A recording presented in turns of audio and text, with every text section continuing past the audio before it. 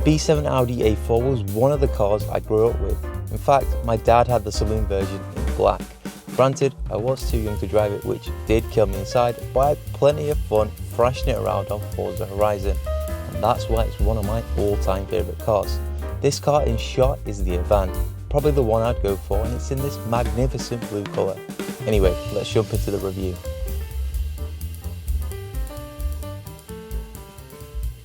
And so, the model variant that I'll be reviewing today is the 2005 Audi A4 Avant with the 2-litre 4-cylinder diesel engine, currently producing 138 brake horsepower and 236 pounds-foot of torque.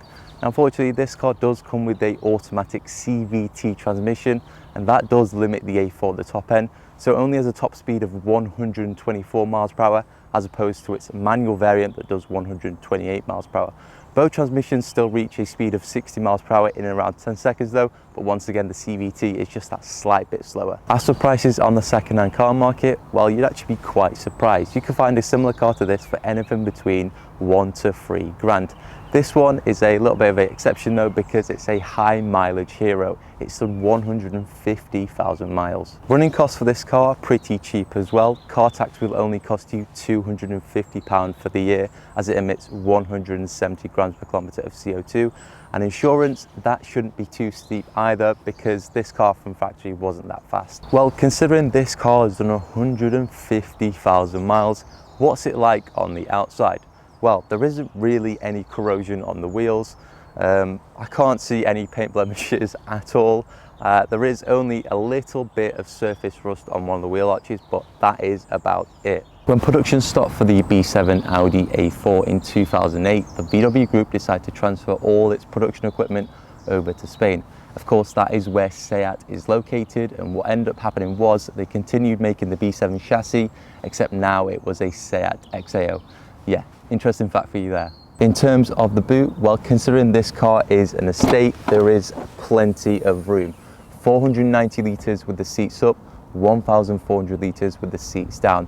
There is also a net on the left side, 2 tethering points, and also a little storage compartment on the boot door. And since we're in back, it's very common for these rear lights to fail. Apparently it's something to do with a dodgy ground. In the looks department, it's got hints of Saab 9-3 within it, which is great because as you can see, the front and rear are actually quite rounded, yet it still retains that muscular tone. Now this A4 is currently sitting on spaces on the front only. I wasn't really surprised when I heard this, as it's a very common modification owners do to these cars, and rightly so, because it adds to its stance. It might even improve handling. For rear seat space, there isn't much to play with. I would say it's quite common for Audis from this era to have not that much space in the rear seats, not forgetting that massive transmission tunnel, but Audi knew customers were going to complain about this, so they put some knee imprints on the back of the front seats. Next up, let's talk about the main half of the interior, and from initial impressions I could tell you it's typical VW Group. I've seen this interior layout in the Audi A3, VW Golf and the SEAT Leon. I'll let you decide if you like the similarity or you want your car to be somewhat unique. Next up, I didn't realise how strange it was to turn your fog lights on in this car. Now, you're probably going to have a go at me like, oh yeah, that's typical VW Group, and yeah, it probably is, but I don't really drive many VW Group cars. And what you have to do in this car is turn your headlight switch into this position, pull once for your front fog lights, and then pull once again for your rear fog lights. This S-line trim Audi comes with a very clever glove box. You get your traditional glove box, of course, and then further embedded into that, you get a little air-cooled compartment.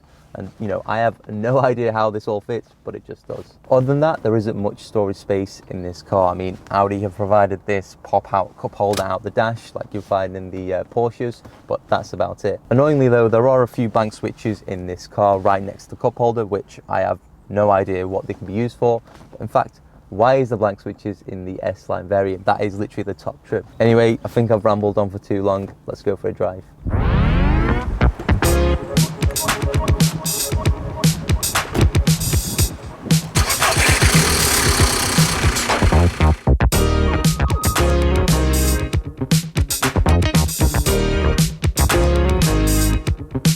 So driving the 2005 Audi A4 Avant, and the bloke who owns this car is called Ben. He really does know how to shop on a tight budget. Over the years he's had a EP3 Civic, I think it was a Type S, Mark 1 Seat Leon, and now this.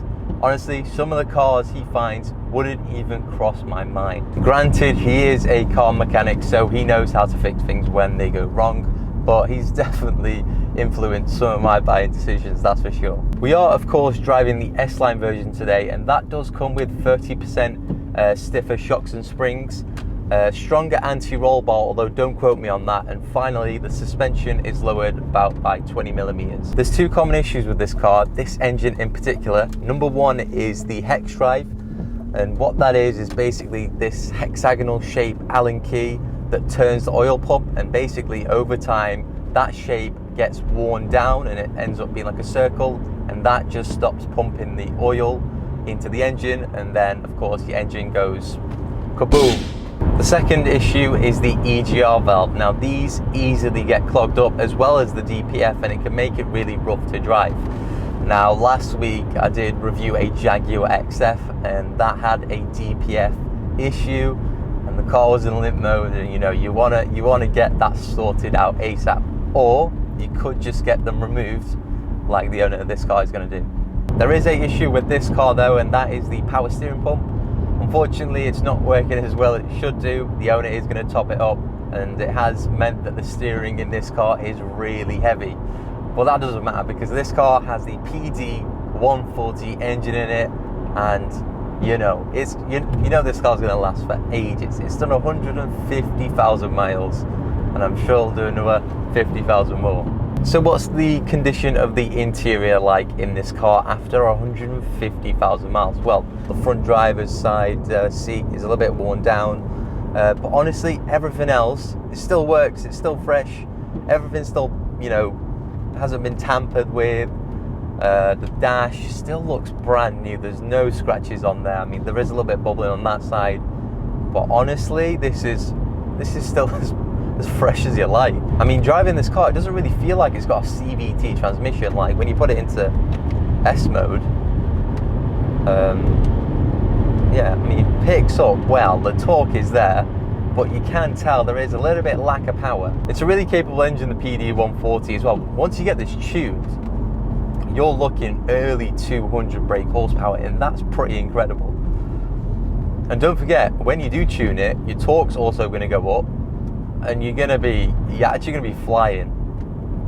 And also you can carry pretty much as many people as you want, an extra about extra 4 people, and still have that crazy amount of torque, and the car's still not going to struggle. It is a car that does start pretty rough in the morning on cold starts, and it does run quite rough for the first 5 minutes, but once it's warmed up, it feels brand new.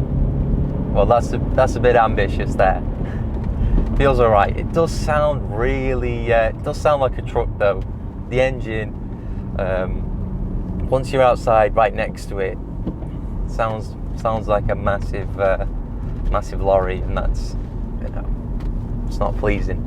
In terms of the handling, well, the way you're just sitting in this car, the perforated steering wheel, the wheels and tyres set up, you know, feels great because you feel quite planted to the road. But going around that roundabout just earlier on, the back end did want to just come out on me.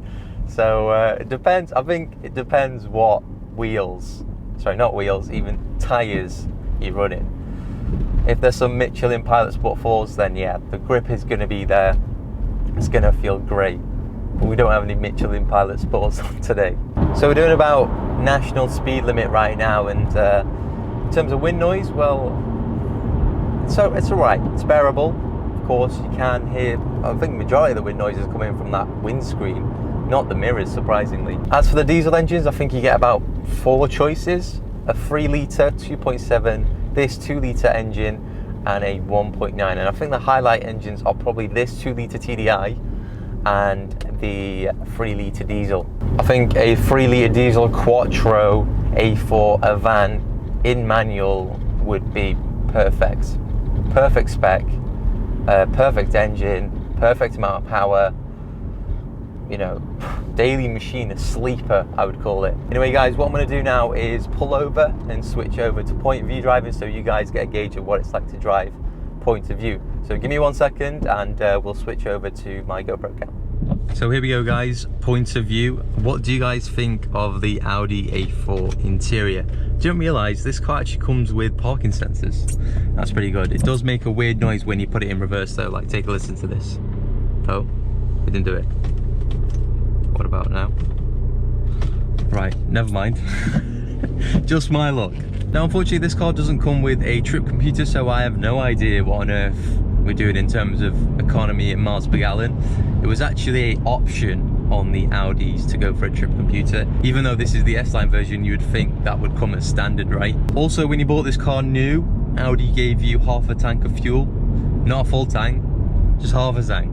Like, really, do you have to be that stingy? Of course, from a financial perspective, that is gonna save them a lot of money, because they think in terms of, you know, however many batches, but that's really nitpicking right there. It's really sly on your customer. In terms of visibility, well, it's fantastic. You get a massive rear quarter light, massive windows, parking sensors. Like, it'd be very difficult to crash this car. And mirrors as well. They're not too big, they're not too small, perfect size. Really nice streamlined shape as well.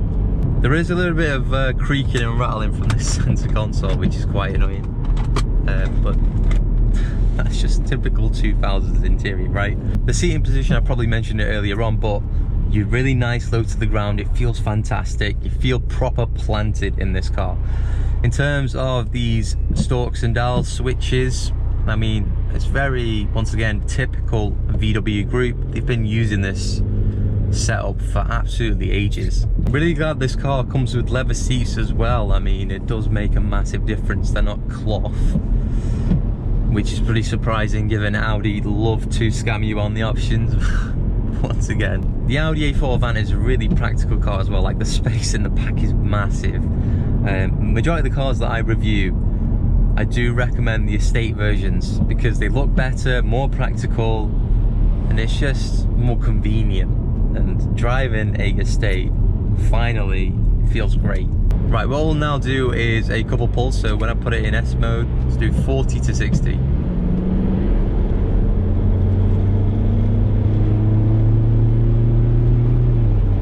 Okay. I mean, that wasn't full throttle, but you know, it's all right. Gets there. I forgot to mention how good the dials are in this car as well. Like, really old school Audi dials as well. And yeah, do miss the era of Audi, if I'm honest with you. I think that grille up front is the perfect size.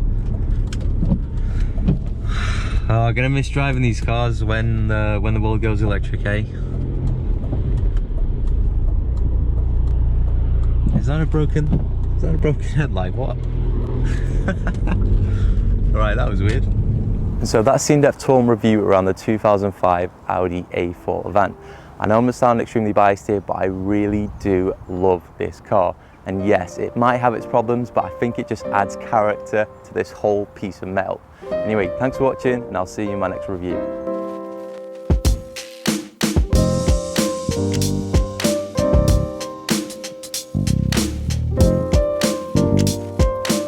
New Year's Eve, everyone's going crazy. Of course it's new, well, it's New Year for you guys, but I'm still stuck in 2021 right now, boys. Why is it so busy?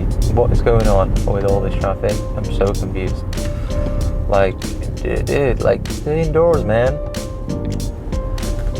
Stay fucking indoors, dog. Like, get yourself inside, man.